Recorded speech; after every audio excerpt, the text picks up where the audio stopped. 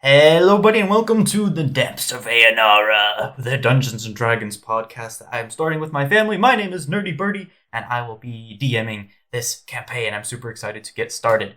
But before we do that, let's get some introductions going. Hi, my name is Megan, and I play Nazcor Selenite. That was very professional. Thank you. My name's Banner, and I'm playing Torin Palpastillo, an elf rogue. My name's Michael. People will probably refer to me as Bowie sometimes, and I'm playing as Gaius. And my name is Haley, and I'll be playing as Fink, the Goblin Cleric. Woo! Alright, so here we go. Let's get right into things. So, let me find my notes. My narrator voice. Stories like this often begin underneath the glory of a setting sun and citrus clouds, amidst the trees of a verdant field with icy peaks towering in the distance. Paths of cobblestone and a brisk wind lead adventurous souls into a tavern where their grand journey will begin. Make no mistake, just as most stories worth telling, our journey does begin in a tavern. Our adventurers, however, are not brought in underneath a setting sun or citrus clouds. They are not amidst the trees of a verdant field with icy peaks towering in the distance, nor do they walk on paths of cobblestone with a brisk wind at their backs. No, this journey begins way down below the surface of Aonara, beneath the eerie total darkness of the surface world, beyond the massive subterranean cities of Castrum and past the grand libraries of Rothhevrid. In the far north of the Cavern of Cardol lies a small mining town called Graypond, a poorly lit, defiant proof of life despite innumerable tons of stone extending for countless miles overhead. A handful of dwarves mill around the torch-lit paths. A dragonborn hammers iron on an anvil, the rough shape of a pickaxe slowly forming. A towering structure of beams and bars swarms with a dozen tired oil drillers. The town is filled with the clang of metal on rock. It is here that the four of you have been summoned.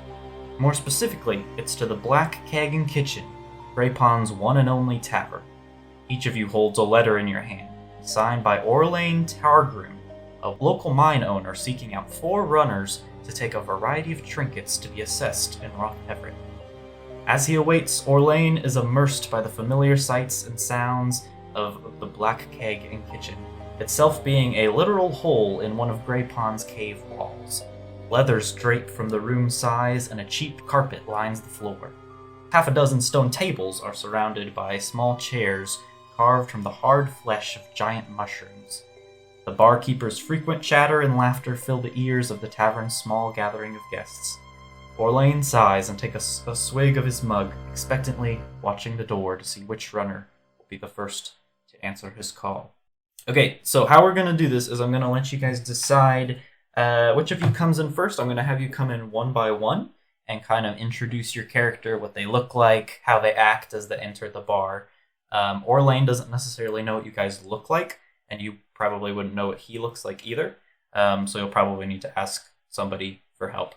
There's a few people in this bar. I think there are 5. Yes, there's 5 people total in the bar, not including you.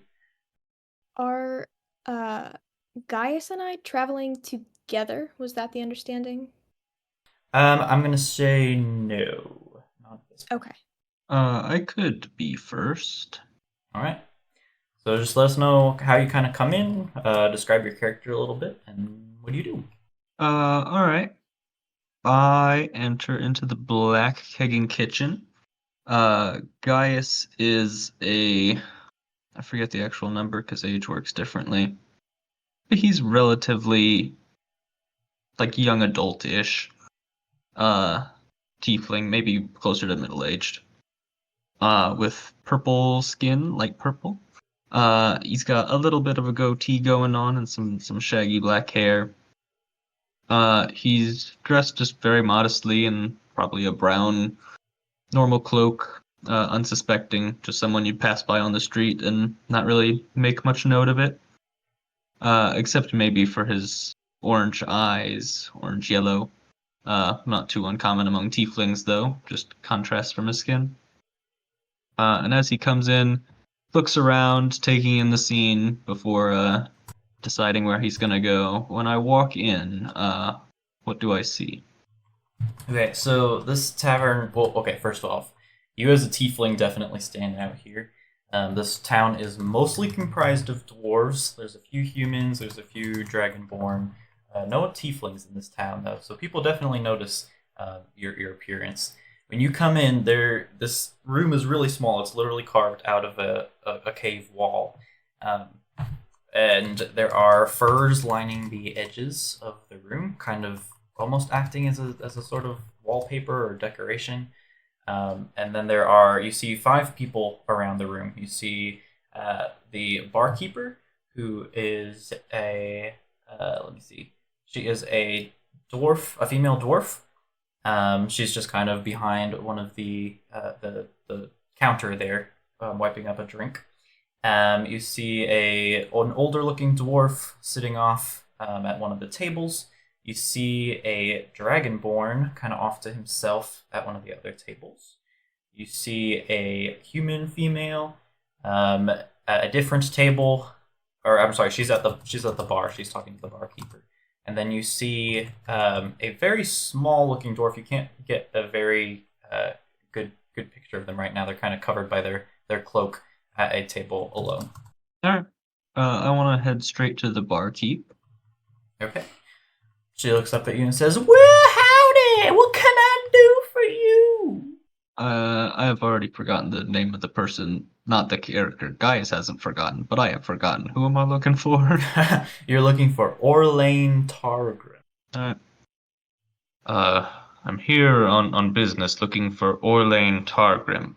Do you know where they might be? Business? Oh, what kind of business, honey? Come and chat for a while. Apologies, but I am here on work, so I don't have time to chat for long, but I'm a runner. A runner? Oh, how interesting. Did you hear that, Ethel? That's so interesting. The human who's at the bar kind of looks at you, and she kind of looks you up and down. She's like, "Oh, my." And she kind of blinks at you a couple times. Now, I'm sorry, but I do need to find Orlane. Do you know where they are? Oh, of course, honey. Well, let me introduce myself. You look like you might be new around here. My name is Philvin Gryle. And Orlane, he just came in a little bit ago. He's that older gentleman over there at the table. Orlane, you got a friend here. Orlane kind of looks up from where he's sitting and kind of like shakes his head. Then he motions you to come over. Which one is he? He's the older looking dwarf. Off on him. Walk over, and is there an open seat by him? There is. There's a bunch of open seats. Alright, I'll take one of the open seats and... hello, I understand that you're Orlane and you're in need of runners. That's the name. I suppose you're one of those who answered the call. It's good to meet you. Who do I have the pleasure of speaking with? My name is Gaius. Alright. So we're gonna kind of put a pause on that now and have somebody else walk in. I'll go.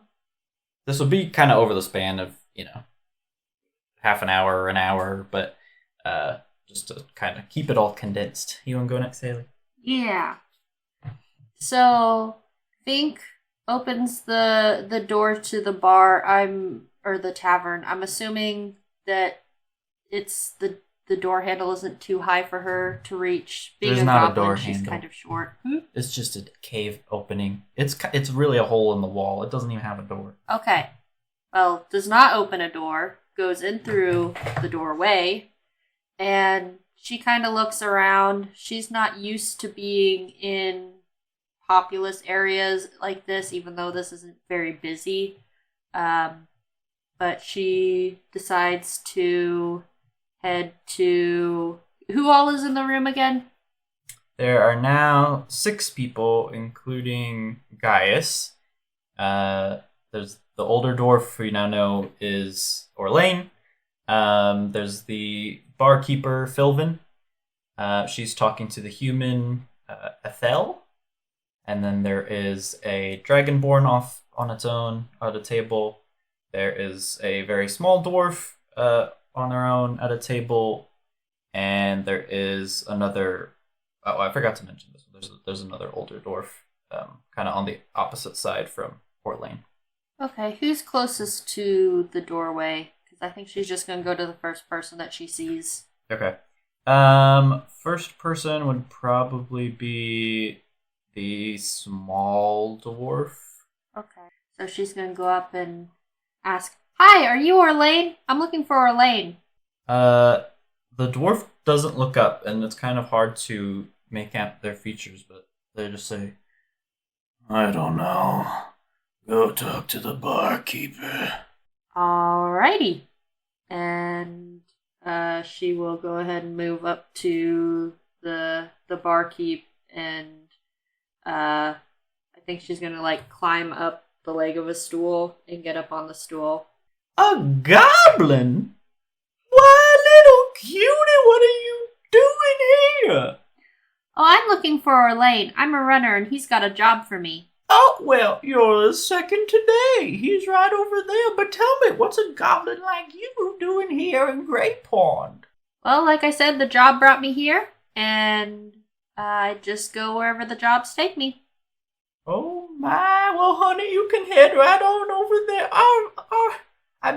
Ethel, what do you think of this man? And Ethel, wait, you're not a man. Ethel kind of looks at you and she's like, oh, why, hello there. I've never seen a goblin before. Do you eat people? No, I don't eat people. That would be really rude. Yeah. Well, anyway, honey, you get on over there, and you just let me know if you need anything. Can I have some water? She kind of laughs. She's like, on the house. And she gets you a big glass of water. Yay! Alright. She carefully maneuvers her water, gets down off the stool, and walks on over to where Orlane is. And I think she's gonna look between the two of them, being Gaius and Orlane, and go, which of you are Orlane? That would be me. Are you one of the runners? Yes, indeed. Oh, well, don't see many goblin runners over here, but take a seat. We're waiting on the others. Alrighty, I take a seat. Alright. Who's next? I can go next. Alright. So Core walks in, a little unsure as she is too young to be in a bar. She walks in and looks around, and she'll also head for the bar first, to the barkeep. Okay. Excuse me. Oh, hello, honey. How do you do? I'm very well, thank you. Do you know where I could find an Orlane Targrim? Orlane? What? Everybody's asking for Orlane today? That's just crazy. He's right over there with the cute little goblin over there. And the tall and handsome one over there. The Tiefling. Okay. Thank you. Of course, honey. You just let me know if you need a drink. Do you want a drink? I can't drink. Thank you. Oh, hon, anybody can drink. You should go talk to Lily. She kind of looks around like a little concerned of like, who is Lily? And then she's just gonna walk over to the table where Orlane is. Okay. Alright, we have quite the group here. A deep gnome, eh? Yes, are you Orlane? That would be me. We're just about to get started here. I think we've got one more on the way. On seeing Core, Gaius like perks up a little bit. Like this has caught his attention in a way that the goblin did not, but doesn't say anything still. Okay. Alrighty. So unlike everyone else, I walk into the bar tavern, and immediately, like, I'm guessing this has kind of like very muted colors. A lot of people aren't wearing super colorful clothes, and there aren't a lot of Yeah. Very small, poor town, yep. like bright red, just bright red, and like it has like black accents, but it's just I walk in and like almost kind of like a performer like entering the stage, like he parts with his arms and then holds them out like I have arrived. There's kind of like a murmur from the bar, like, just as people mill about and talk to each other. But as you enter the room and do this like grand gesture, like the room goes silent and everybody stares at you. I hold the pose for a second, and I'm like, oh, well, that didn't go well. And I walk to the barkeep.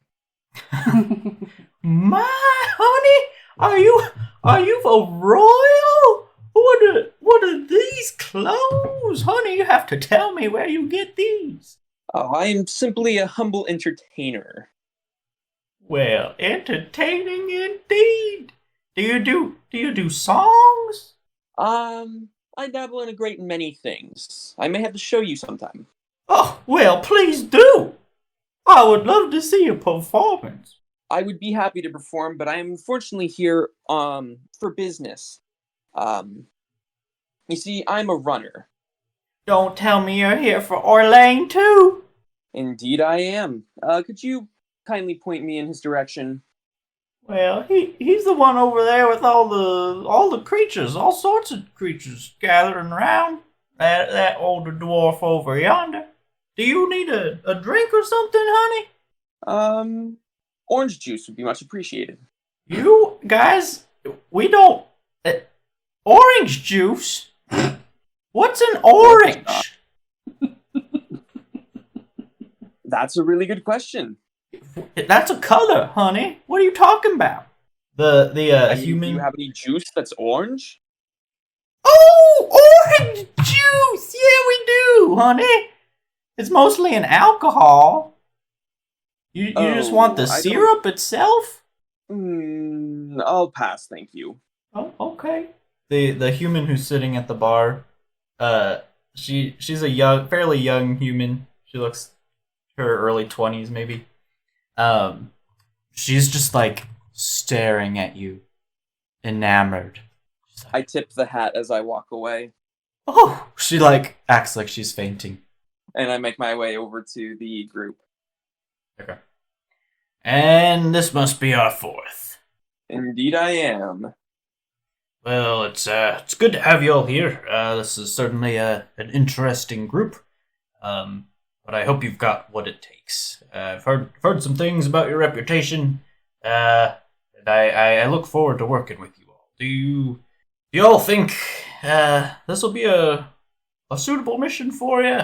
I assume you've all read my letter, but just to recap, I suppose I've got a few items I need assessed. I own a mine.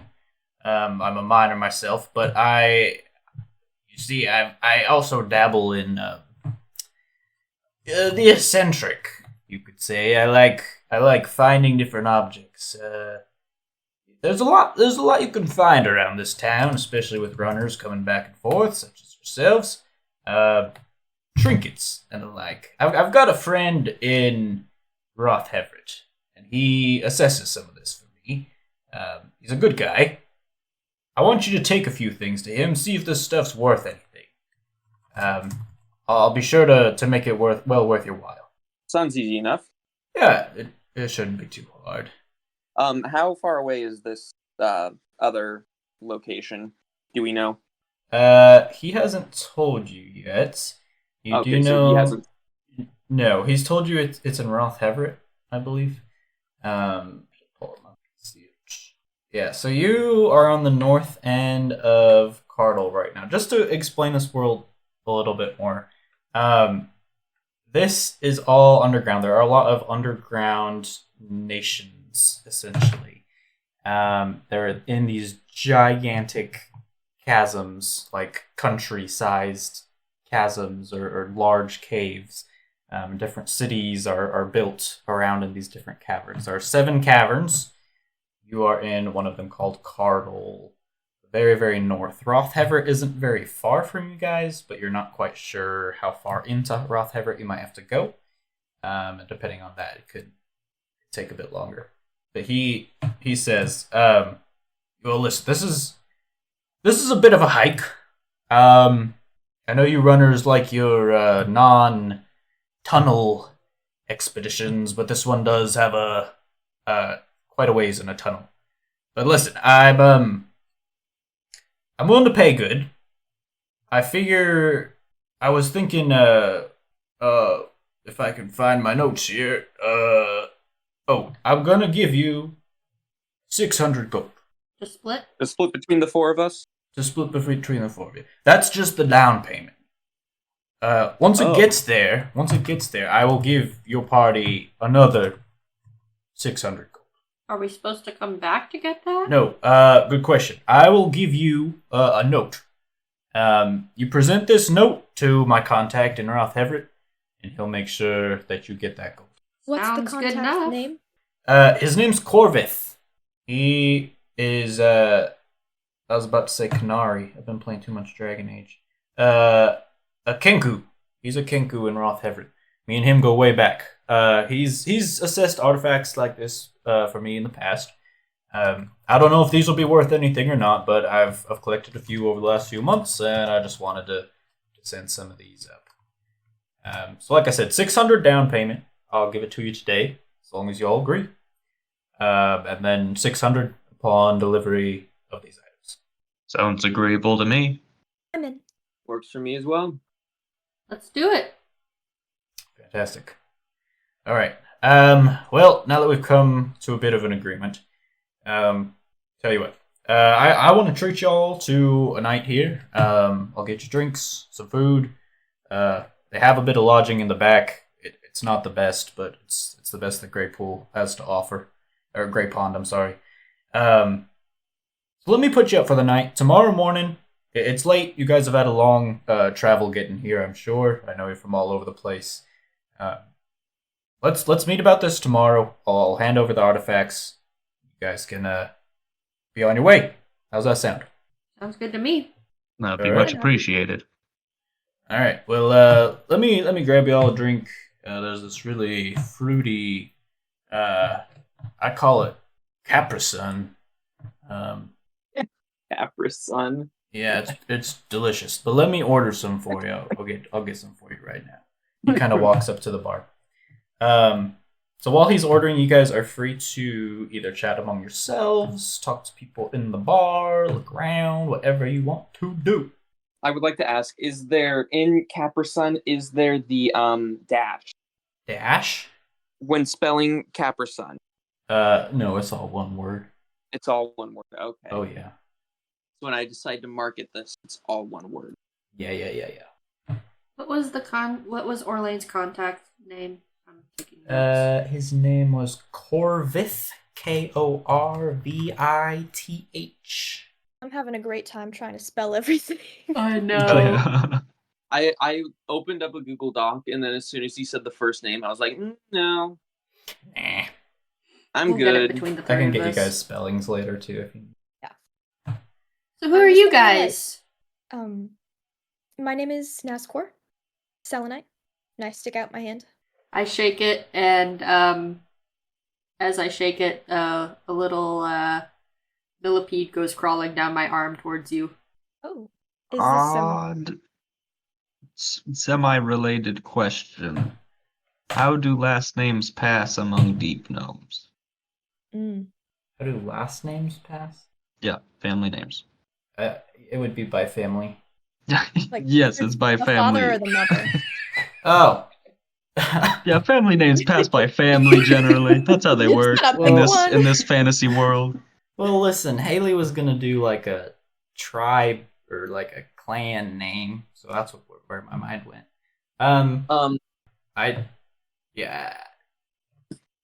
I definitely have not thought of that. Why? Would you prefer one?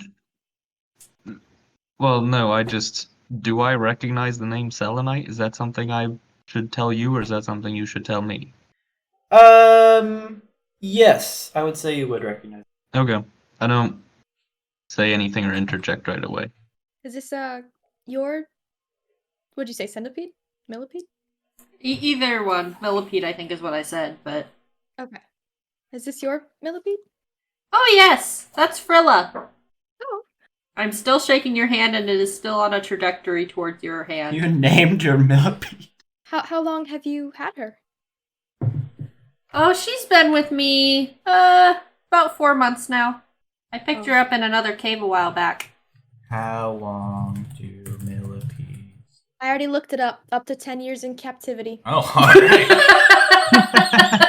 I thought I was being, like, conservative here. Like, oh, they may be able to live a few years. I'll just keep it real short so I don't like break the continuity. I thought they'd here. live like 2 weeks. I mean, probably because people step on them, but other than Honestly. that, like, I actually cannot stand anything with more than 8 legs, so... Well, no, I like caterpillars. But she has a millipede, because that seems a very cavey thing. And She what has did other you say bugs your somewhere. What did you say your name was? What is my name? Oh, Fink! Brain fart. Can I ask how old you are? That is a good question. It's Me not too, on my Haley, character me too. sheet. It's not on my Sorry, character I know sheet. that's a rude thing to ask. There's not many people my age, so I couldn't tell. I don't meet a lot of goblins. I'm pretty young as goblins go. I kind of like slowly let go of your hand and like try to let you down gently as I stop shaking it. Oh, they only live 30 years. I That's mean, sad. we only live 30 years. I'm kind of talking out of character right now. I'm trying to Google this. Live up to 60 years according to this. Anyway, while Haley's thinking, the human woman who was sitting at the bar talking to the barkeeper, Bilvin, comes up, and she sits right next to you, Banner / Torin. And she flutters her eyelashes at you. She says, "What's such a charming man doing here?" I'm feral. what? Did you just What? call me? Feral. Did you just call me feral, honey? That was out of character. You better have been. Really breaking the immersion. Sorry. She said, "A faraway man from a faraway land." Oh my! Yeah. I'm simply a runner. A And an runner? entertainer. My travels take me far and wide. Oh, seen a great he's deal of well places. traveled too. My face visibly falls. Tell you what, why don't we run away together? You see, I'm not in that business of running. Oh, I didn't even think of that pun. That was good. That wasn't her. That was me. Killing the immersion. Sorry. I'll try to use my woman voice when I'm talking. She By says, the way, your woman voice is sometimes so high that you cut out because Discord Oh. doesn't recognize it as sound. I'll do a deep woman voice, I guess. It's only occasionally. She said, "Well, my name's Ethel. If you ever just need some companionship, someone to hold that manly hand of yours, I'm I'm imagining reaching towards my hand as she's saying Oh yeah, that. she totally is. I'm definitely like pulling my hand away. She does not get the sign. She just keeps reaching for it. Let's see. I don't even know what things I have. Avada Kedavra! Everyone roll initiative. Actually, I won't pull away. Alright. Can I see if he has any valuables on her person? Oh, it begins. Yes, this is D&D. You can do whatever you would like. This is a very poor town. I will say, the bar's very dingy, but you can roll investigation, I suppose. Alrighty. Investigation. Would it be investigation? It would be investigation. 17. That's a 13. Yeah, 17. Okay. Yeah, so she's wearing like some sort of not really tattered, but just kind of dirty, dull looking bluish rags. Not rags. I don't know. What's a good I don't know how to describe it. But it's more like just some regular old clothes. Nothing very fancy at all. You notice for a second though, as she's kind of leaning over to try to get to your hand, you catch like the gleam of what looks to be some sort of silvery or at least metallic necklace around her neck. Um. Her hand makes contact. She stares into your eyes lovingly. Okay, so let's read the description here. What'd you say your name was? My name is Torin. I'm going to cast Prestidigitation. Okay. And I'm gonna make it smell like I farted. This is like room clearer. Like, Hold on. Let me see. Do you have to speak for prestidigitation? Yeah, you do. Verbal and somatic. Okay, then I'll tell her that I'm gonna show her a magic trick. Okay. She says, "Oh, honey. Again, First, before you show me a magic trick, you said your name was Torin. Yes. Torin, have you ever thought about how many babies you want to have someday? Ma'am, I am an elf. I don't soil my mind with such things. Soil! She kind of withdraws her hand. She's like, so I would just be a soil to you? She starts like acting as if she's about to cry. I don't even know what to say. She just stands up and walks away at this point. It's too late. Okay, I'm fine with that. Okay. She goes and sits down at the bar, and the barkeeper pats her. Pats her hand, I guess. Head pat. Well, that went well. I staring. If that interaction is concluded, sort of to the group, I'm like, my name is Gaius. Pleasure to meet you all. But then immediately, like, no, don't give him time to respond or anything. Look to Nazgul. You said your last name was Selenite? Yes. I knew a Selenite once. As you're talking about that, the barkeep and your contact Orlane comes and sit down. She's got a tray full of drinks. They're all sorts of fruity flavors.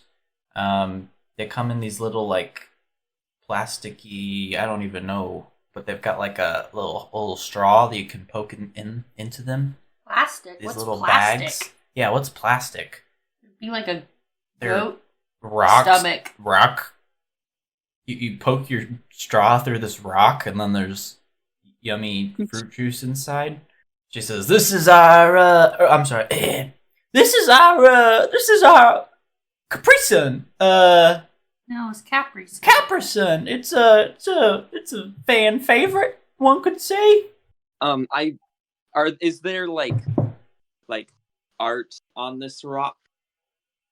Or is it just a rock? Yes, it's painted. With a sun. We know what a sun is? No, it's painted with Capri. rock. A shiny rock. It's a rock painted with a little picture of a tinier rock. Oh. No, okay. The Black Kegging Kitchen, their whole thing is like because the town is like a mining, oil drilling town, so they kind of theme their stuff after that. So it's like it's made of stone, but it's meant to look like a vase of oil or something like that. Do we know what fruit is? Do we know what fruit is? Because we already addressed that we don't know what oranges are. Yes, so there are different types of fruit that you will find underground in Aonara. Stuff that would grow in like trees you typically wouldn't find, like oranges or bananas or stuff like that. Banana juice, my favorite. Shut up. She says, "Hey, all right, let me introduce you to the gang here. These are most of our regulars who come to the bar. I see that y'all are new. We've got Orlane, of course, you know him. He's doing well. He comes here maybe a little too often." Orlane just kind of glares at her. She's like, he's got a friend over there. Say hi, Boric. The older dwarf at the other side of the room also glares at her. She's like, Boric, he owns the oil company that runs here. He and Orlane don't always get along very well. They just both keep glaring at her. She's like, you already know me, of course. We've got Arvel in the house. Arvel is very special. Not only is he a dragonborn, but he's also he's a consult. He's a consult to the governor. I don't know what that laugh was, but he's very important. He's not very talkative, though. We've also got Athel. You met Athel, of course. She's a little flirtatious. Then we've got Lily. And she points to the very small dwarf. She's like, Lily? Well, you guys would have to talk to Lily. I don't even know how to describe her. She and Athel start laughing. She's something. Yeah. I mean, hey, Lily! Lily, you want to challenge these fine folks? The little dwarf looks up. For the first time, you can see kind of under the hood of her clothes. She stands up, like nods gravely, and starts walking your way. And as she does, you can kind of make out more of her figure a little bit. You see that, like, she looks like she's, like, 6. She's like, the name's Lily.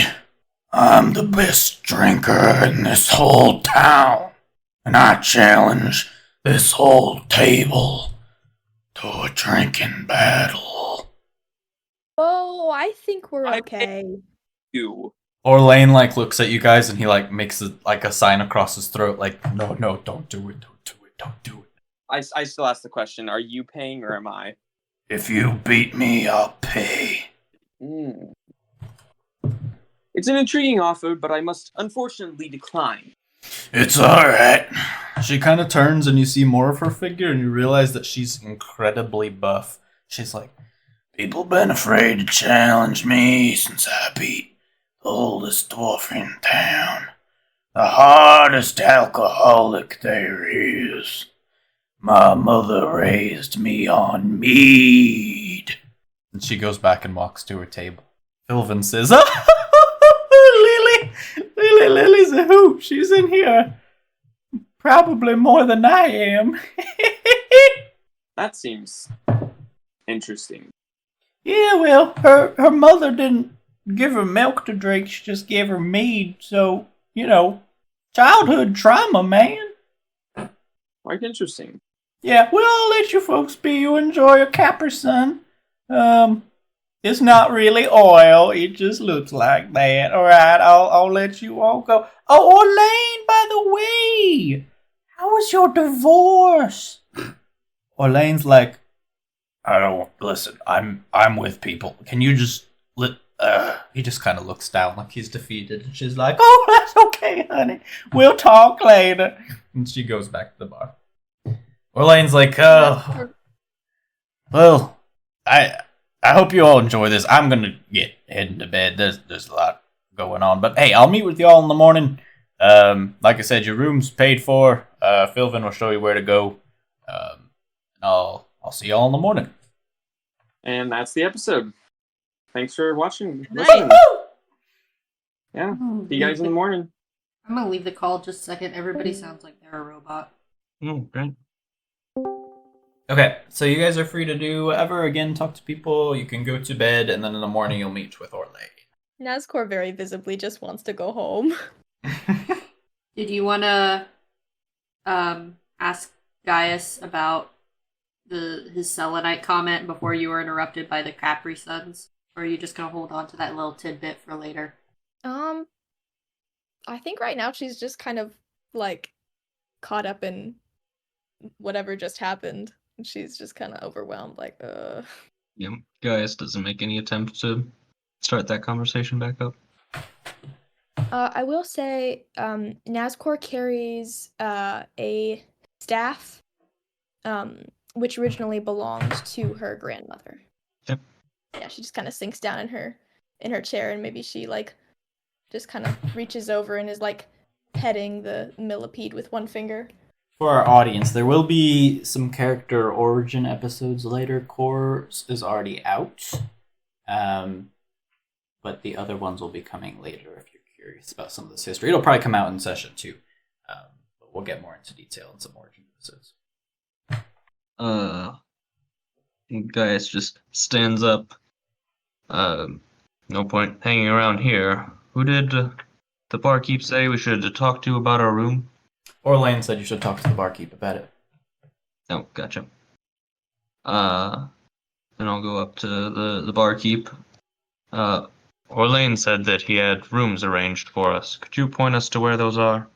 Oh, of course, they're just around this way. And she kind of shows you, she moves aside one of the kind of the pelts that's hanging down, and there's a small, another kind of hole in the wall with a few beds later. So you're turning in for the night, Boo? Yeah, I'll go in. Okay. She'll kind of look around to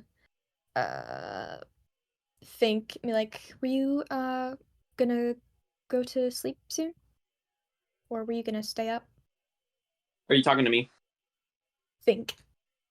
I'm probably gonna go to bed. I had to walk quite a way to get here, so I'm pretty beat.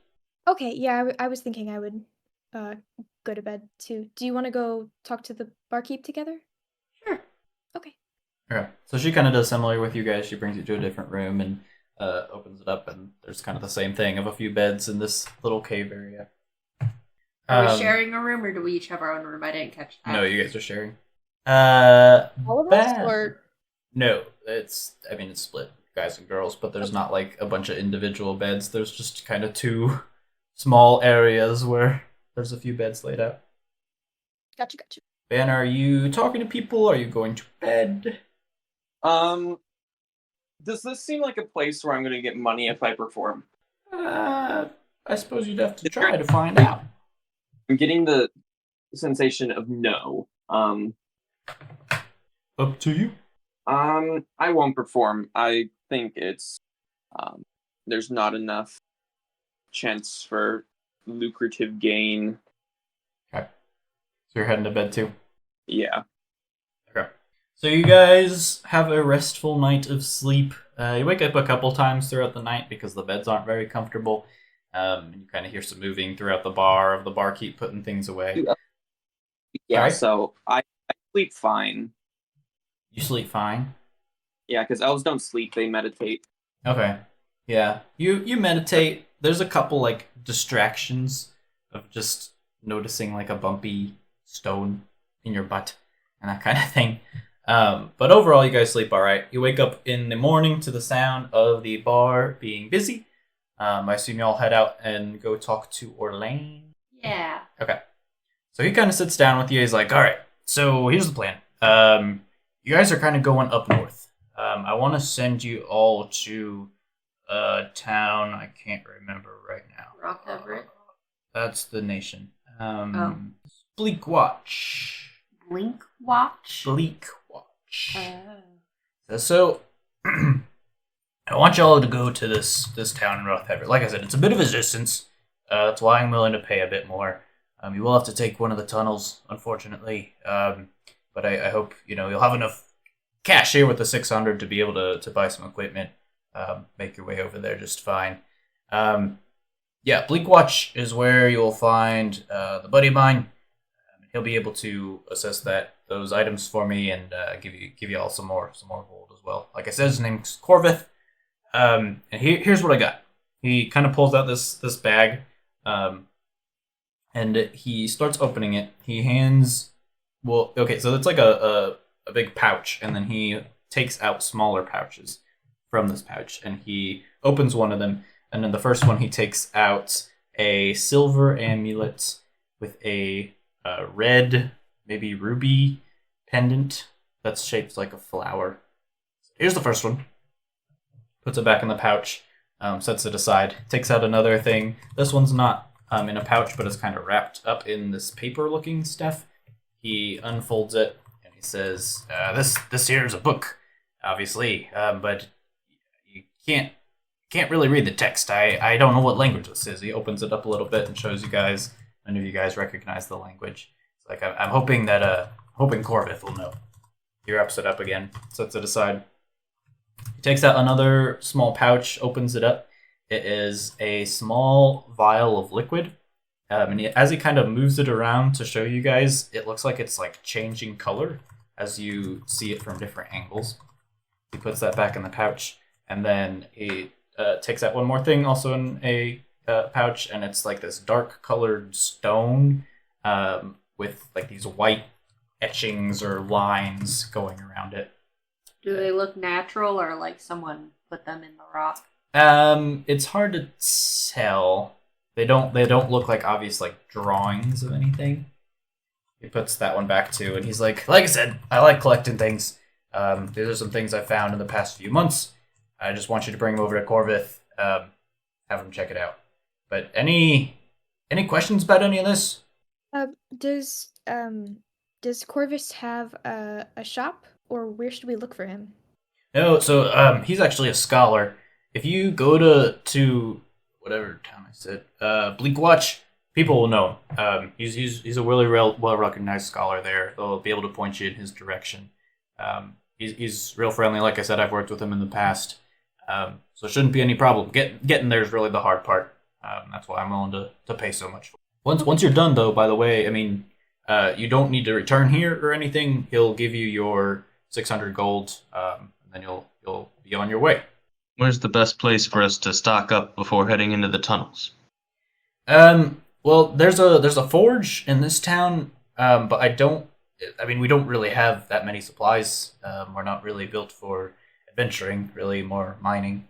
I would say you could probably head a bit east. I know some of the Roth Everett towns have a little bit more in their shops. The Roth Everett border isn't very far from here. You're just gonna have to take a tunnel to get to Roth Everett proper. I don't know. You could probably hit you could hit the town of Shaken. They probably have some good things.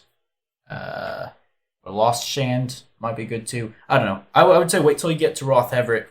There's just not very much up here in Cardle. But does anybody else have any other questions? As he's kind of saying that, you hear a loud booming sound from outside, and the bar goes completely quiet, and everybody kind of sits straight up. Orlane's like, what was that? That didn't sound good. Gaius goes to the door. Well, there's no door. It's an open cave. He goes to the entrance of the cave and looks out to see if I can see a disturbance of any kind or what might have made the sound. Yeah. So I guess now's as good a time as any to explain. All your characters would know this. So the Aonara works a little bit differently. As we talked about in the introduction, the surface world is completely dark. Torches don't assist to see at all. Magical light doesn't help you see at all. It's just completely dark, and it's like a wasteland up there. There's also like rumors of monsters and creatures up there that roam around. So nobody really goes to the surface. And even if you did, there's nothing to see up there. The closer you go to the surface, the more that kind of magical darkness takes effect. So the closest cavern to the surface is called Castrum, and their torches and their magic lights and all that are very non-effective. So they have to have a lot of them for it to do anything against the darkness. You guys are in the third cavern from the surface, Cardle. Cardle things work better, not as good as they do in further caverns, further down. But torches and everything do have a decent effect in Cardle. So you see some torches along the roads. You see kind of next to you there's Alsk's Forge. He's got some torches set up outside his shop, and there's kind of some torches lining a path as well. But what catches your eye as you look around is that the tall oil drilling rig that they've got set up about 40, 50 feet away, uh, there's it looks like it's on fire. Uh-oh. And as you're looking, you see something kind of sail in the air towards it, something very small, a torch maybe, and it hits the oil drill again, and that part catches on fire too. Tiny parts of it are being set on fire. You can't really see what or who is throwing these torches, but something or someone is trying to set the oil drill on fire. Because I saw the object fly towards the rig, You did, yeah. right? Can I trace it back to like following the trajectory where it came from and look around there? You can, but when you look there, it's dark. It seems that they've thrown their light source, and now they're no longer illuminated. How far away is the rig? Or the It's oil? about 40, 50 feet. I want to run outside and get as close as I can. Okay. Are all of you heading outside? Might as well. Yeah. All right. Sure. Y'all can move your you can move your characters on Roll20. Orlane comes out with you, and as you do, you all head out there, and you're able to see a little bit more what's going on. You see at least one, but it looks like several little skeletal beings, skeletons just standing there. All of which are holding torches. It looks like they've got kind of a pile which they are using to set new torches before throwing them.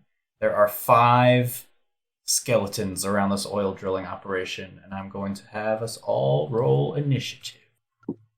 So I have a question. On Roll20, how big are the squares, like movement-wise? Are you 5 feet.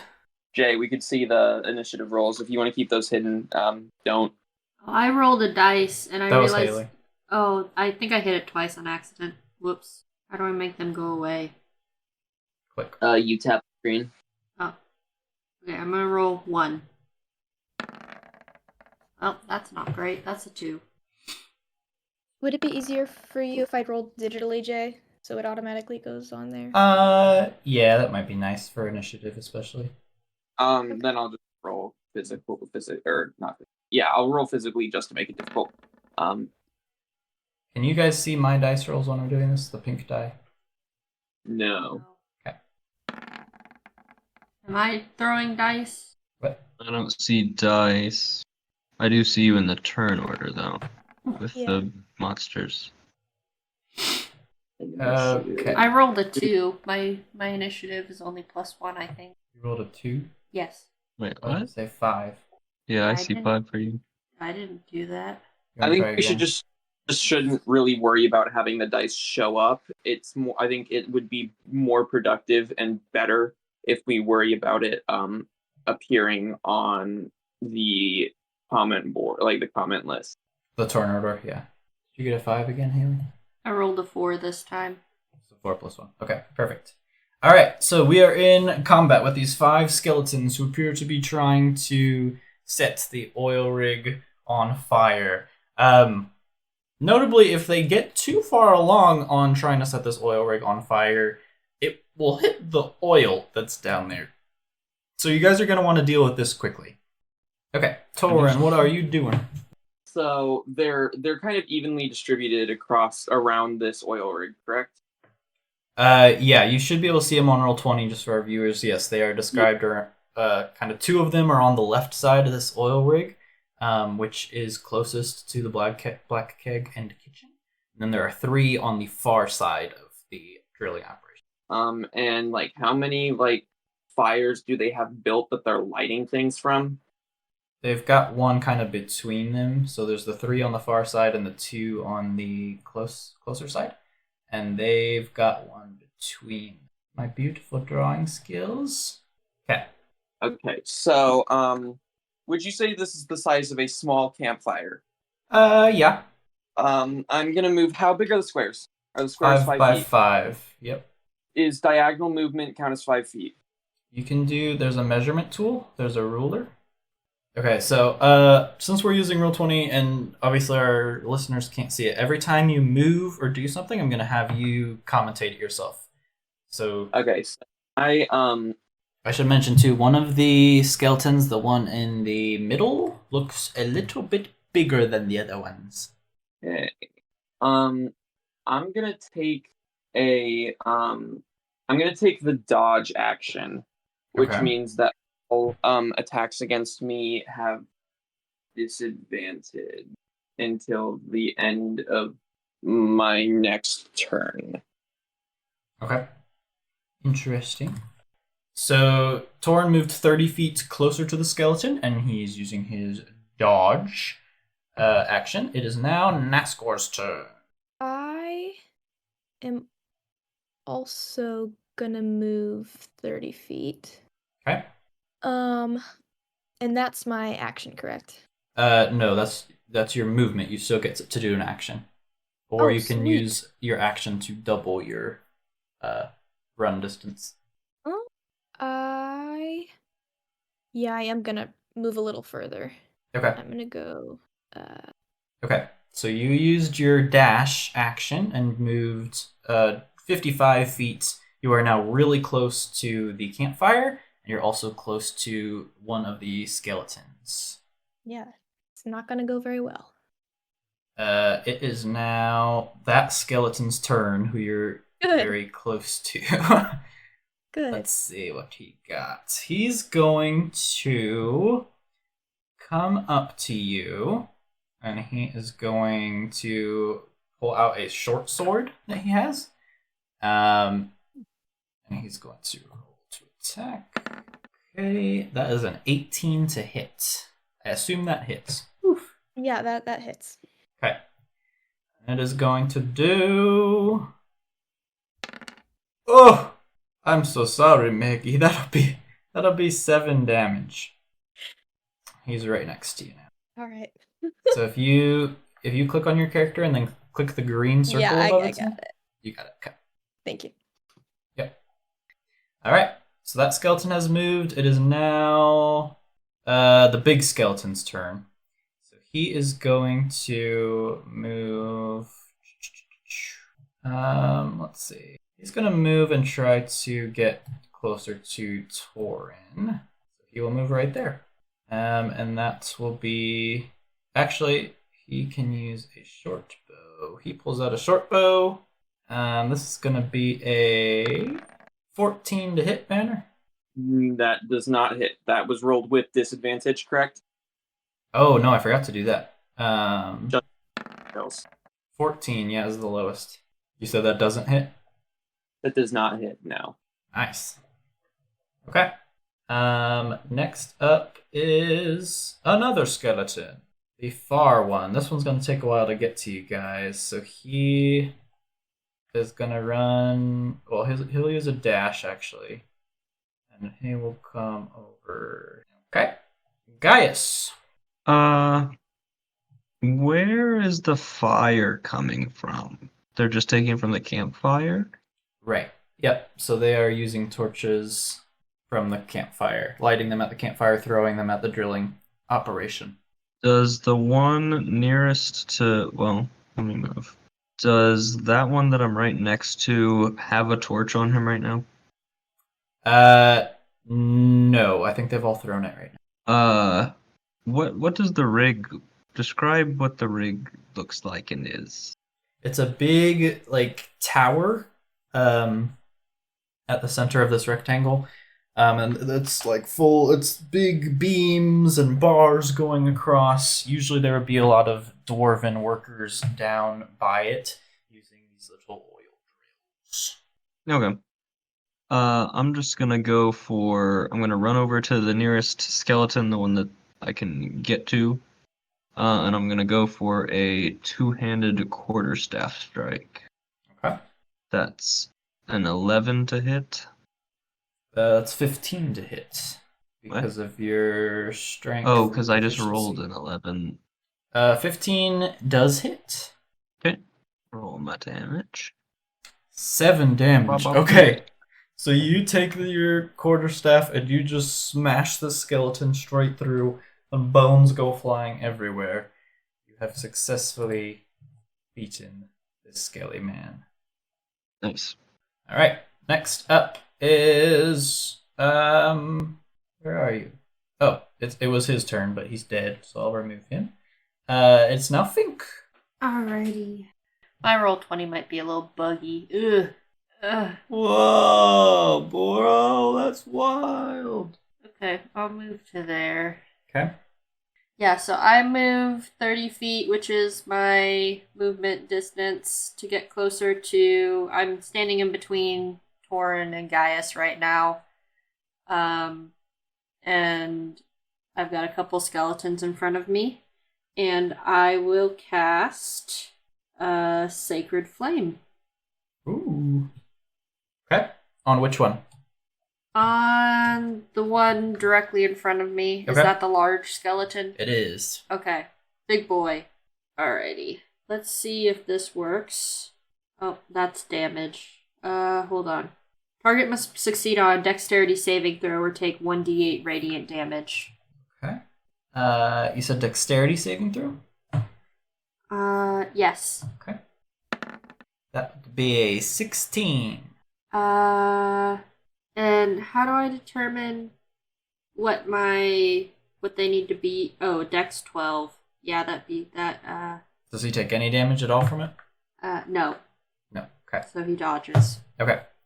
So you use Sacred Flame, but the skeleton moves out of the way at the last second, and it does miss. It is now the last skeleton's turn, and he is far away as well, so he's going to come running 30 feet, and then he's going to use his short bow against probably the one who just killed his friend, Gaius. So... Skeletons have friends? This one does. Yeah. Bowie, that would be Not a anymore. 9 to hit. I assume that does not hit. That does not hit. Okay, so his arrow goes wide, sails past, and it clinks into the rock in the distance. Torin, you are back up. As we get to the start of the turn order, you guys notice that the fires on the thingy are starting to look not so great. The thing is about... the fires are starting to catch a little bit more. Some pieces have fallen away, but you don't think any oil has been touched yet. You would probably be able to tell if it does. So what if I do this? Ooh. What are you Really? thinking? So prestidigitation can put out a small campfire. Okay.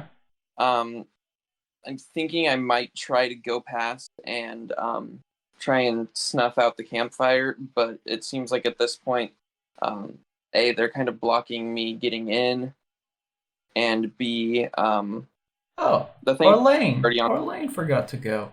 Yeah, so they're kind of right all in your way. How long is the range of it? Could you go around them? 10 feet. 10 feet. Okay.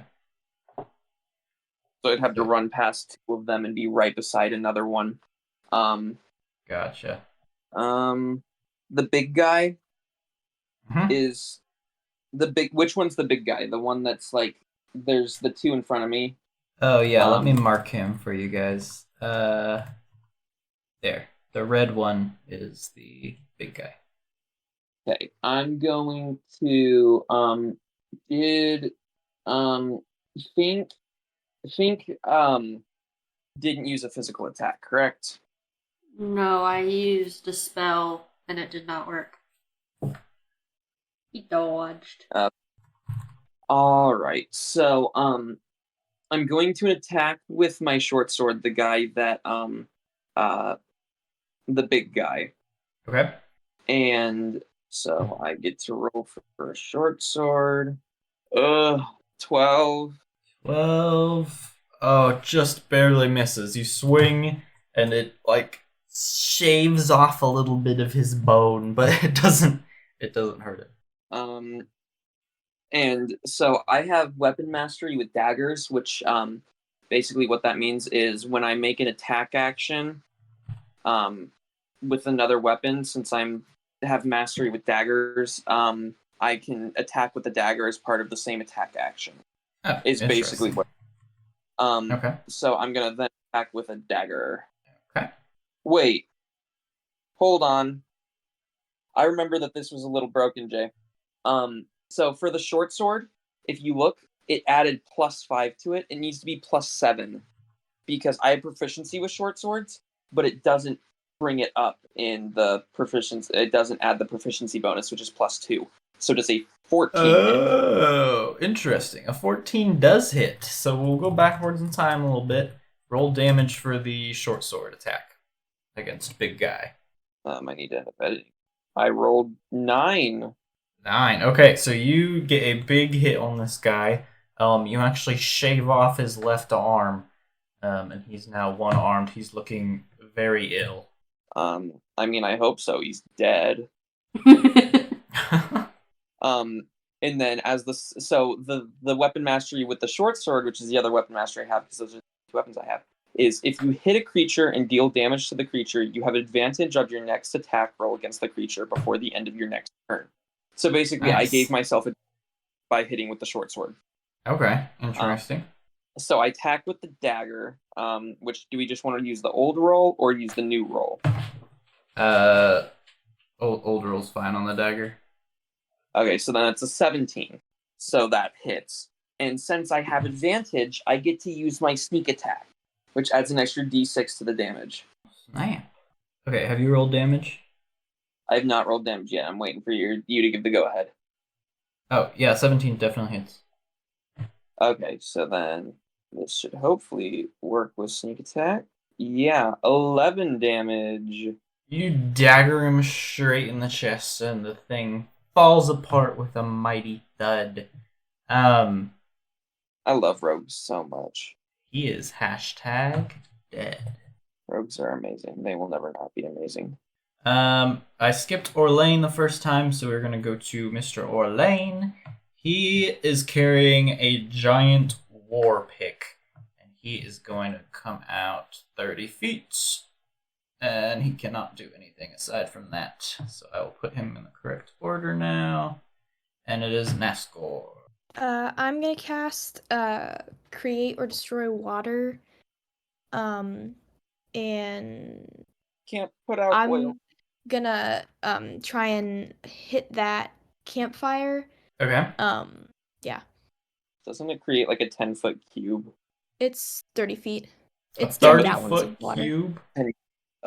Yep. Dang. 30-foot cube of range. Extinguishes exposed flames there.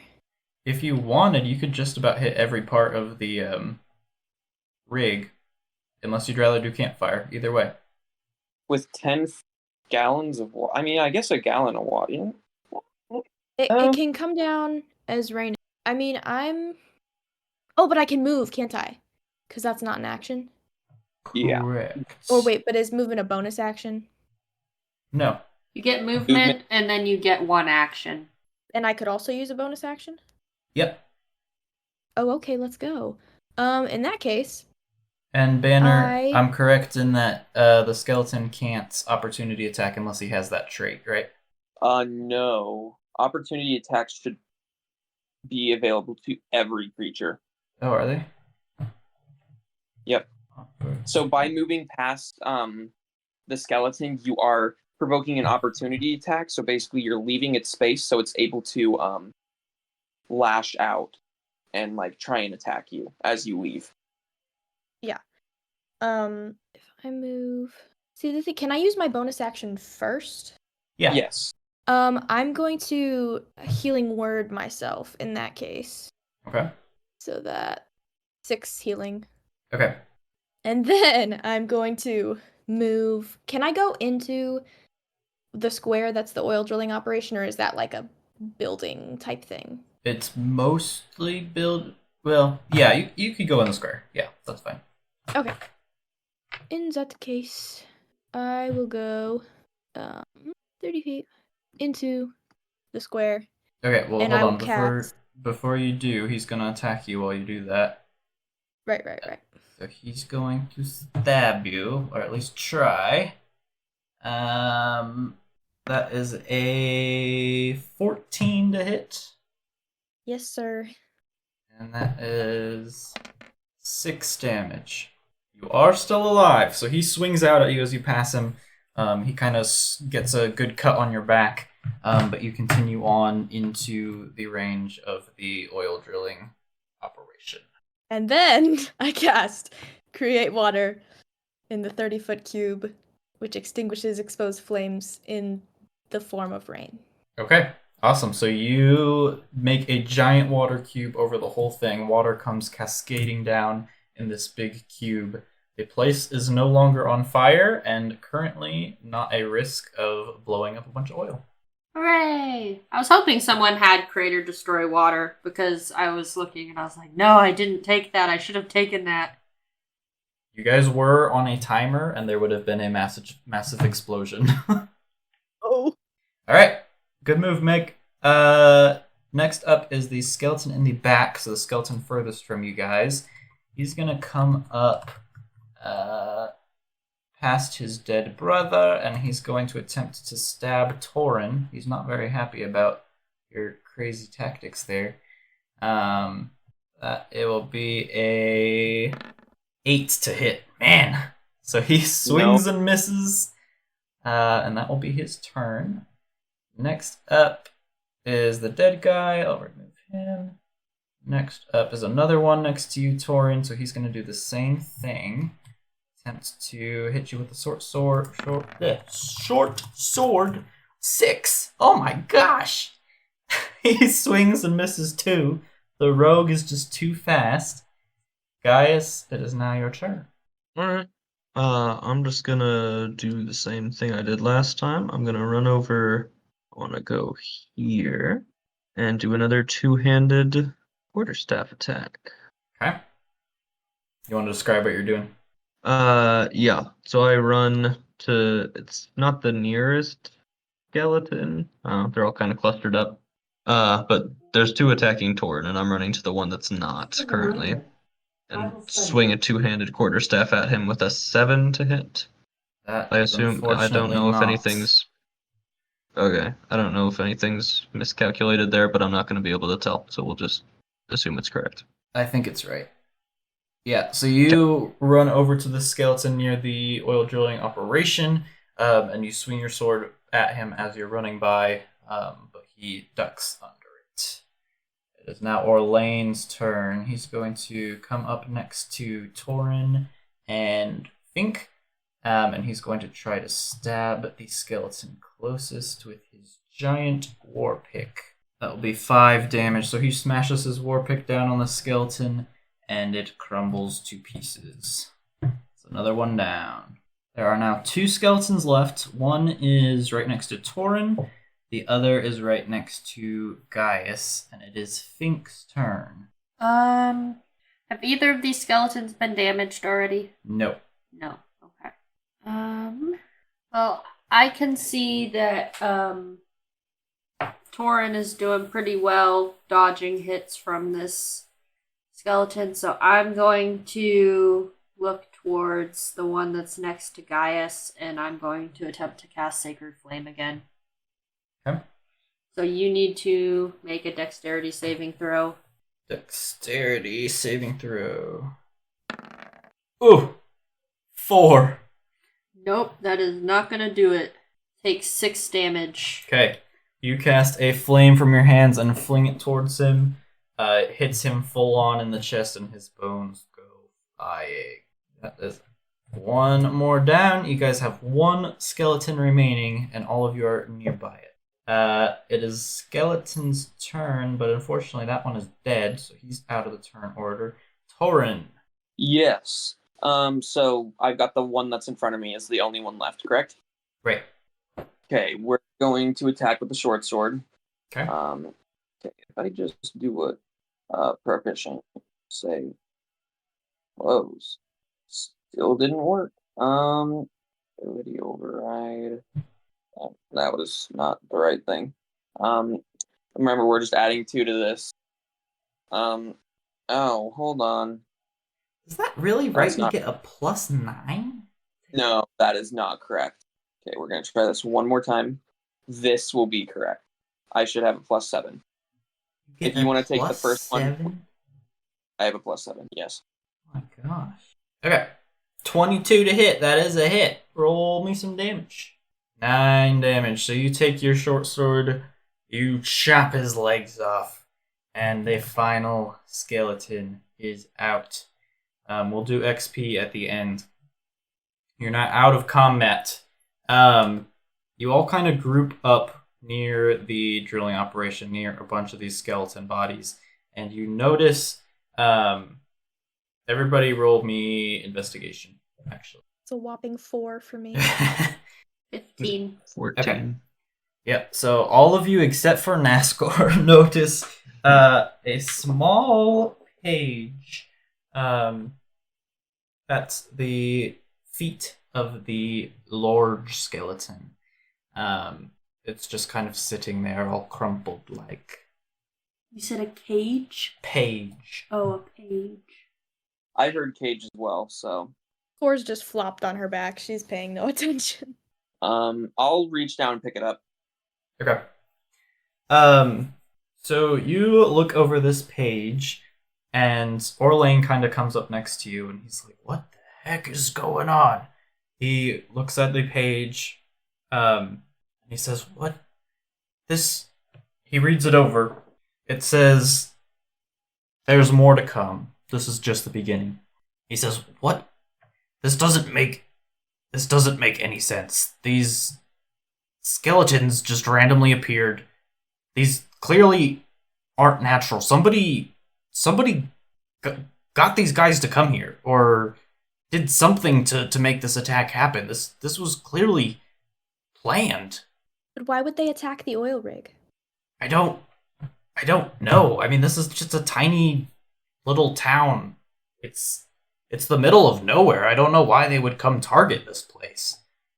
You guys kind of help clean up for a little bit. You put out the fire, the campfire that they had to make the torches, clean up all the bones and everything. And after about half an hour or so of cleaning up, somebody comes running from the west, from the residential district, and they look like they've been running a very long time. You notice, well, okay, they come up and it's this human boy, and he comes and he says, "Oh my gosh, was I too late? Did they already attack here?" Skeletons? We just took them out.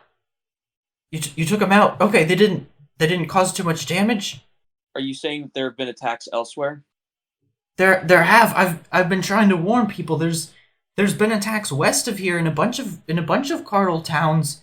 I think they're coming. I think this is some sort of necromancy. But this is planned. This somebody's overhead. That I don't know about any of this. I need to keep going east. I need to keep warning towns, but it's not safe. There's been 3 towns hit already. They're burning resources. They're killing people, and it's all skeletons. We've never seen attacks like this before. I need to keep going east to warn the other cities before they're harmed. Orlane's like, "This is unheard of. Why would anybody attack Graypond?" Listen, Where do you supply oil? What'd you say? Do you supply oil to a large area, or is it very local? No, I mean most of our oil goes to Cardle, like to a lot of the bigger mining facilities, so that we can keep mining luminarite. Luminarite, you guys know, is a special stone that's found in Ayanara. It's used mostly by mages. So when it is activated by magic, when a mage is putting power on it, it shines very brightly. And it also tears through a little bit of the shroud, the magical darkness that is cutting through, or that's affecting all of Ayanara. So cities like Castrum will use a lot of luminarite because it breaks through the shroud better than something like a torch would. Cardle is the major exporter of that. There's a lot of luminarite in Cardle. He's like, I don't understand it. But listen, what are you guys gonna do? I mean, I need to stay here, obviously, keep an eye on things, but you guys were heading east anyway. I mean, I assume that would be safest. I don't know. This is all a mess. I don't know who would have any reason to start something like this. But Is the messenger still here? yeah, I want to ask him, where were the first attacks? the first attack. I think the first attack was in Pondham. That's the furthest town west in Cardle. I don't know if it's been happening other places. Obviously, I only heard of it from Pondham, and I've been running east, and I keep hearing news of these other towns being attacked as well. I don't know how much further they go. I don't know where they're coming from. But if you guys are heading east already, I'd say keep going. I mean, maybe even get out of Cardle for now. I don't know if the attacks will stop there. But whatever's happening, it seems to be coming from the west. Orlane says, Very well. yeah, I mean, I'd suggest you just keep moving east. That was the plan anyway. That's where I need you guys to deliver these things. We'll keep an eye out here. Try to stop any more skeletons from attacking the town. I don't know. I don't know what to do about this. We don't have enough information. I mean, a job's a job. I feel like we should head that direction rather than worrying about the skeletons. Sounds like the best course of action. Yeah, I agree. That sounds like a plan then. It's not, you guys certainly shouldn't try to charge into the center of the danger or anything like that. I say head east. I will give you your gold now. I have it here with me, and I'll also give you those items to be assessed. So he kind of splits up the gold, and wait, how do you divide 600 divided by 4? You each get 150 gold. He says, like I said, there's the forge here in town. I don't know if it's open right now with the attack and all, but I'd recommend heading east. I know there's some more towns that way that will have a little bit more good adventuring supplies for you. But if you want to stop at the forge, might not be a bad idea just to see if there's anything that could help you guys on your journeys. I appreciate it. I'll be in touch with my contact and get all that stuff assessed. Like I said, I'll give you this note. He hands you a letter, Fink, and it says something to the effect of to Corvith for redemption of 600 gold pieces, signed Orlane Targrim. So basically, upon receiving this note, Corvith could use it to get 600 gold from a local bank, and then that way he's be able to pay you that gold after you've delivered these. Okay.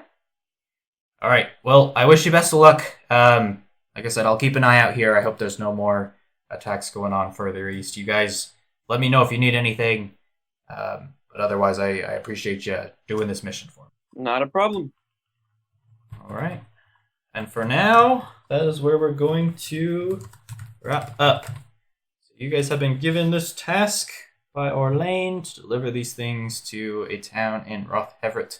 You'll have to go far east, even through a tunnel. So like I said, most of the caverns are these big open areas where there's lots of towns dispersed throughout, but there are tunnels connecting some of the quote-unquote continents. They're small tunnels where it's not wide open like most of the caverns are. The tunnels are pretty dangerous, and that's one of the reasons why runners such as yourselves are hired to travel through the tunnels to deliver goods or messages, things like that.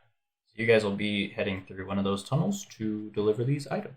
That's going to cut it for now. I hope you all did enjoy this session, and I hope all of our listeners did enjoy.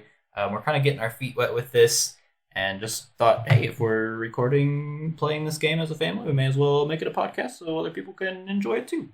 So, yeah, I hope you all enjoyed. Any last thoughts, anybody?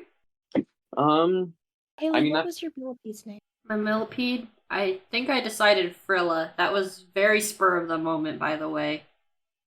Okay, I'll have some I'll have some actual, like, a list of them next time, and I'll come more. Alrighty. Well, I guess we'll all say our goodbyes. This has been Nerdy Birdie as your DM. Thank you very much for listening. Meg, you want to start us out? I was Megan, and I played Nazgul. You were? Are you not anymore? I am no Wow. longer. My identity is now confidential. Yikes. Banner, and I've been Torin Calpestio. No, Michael, and I've been Gaius. I'm Haley, and I've been Fink. Alrighty, thank you all for listening. We'll be back next time, and goodbye.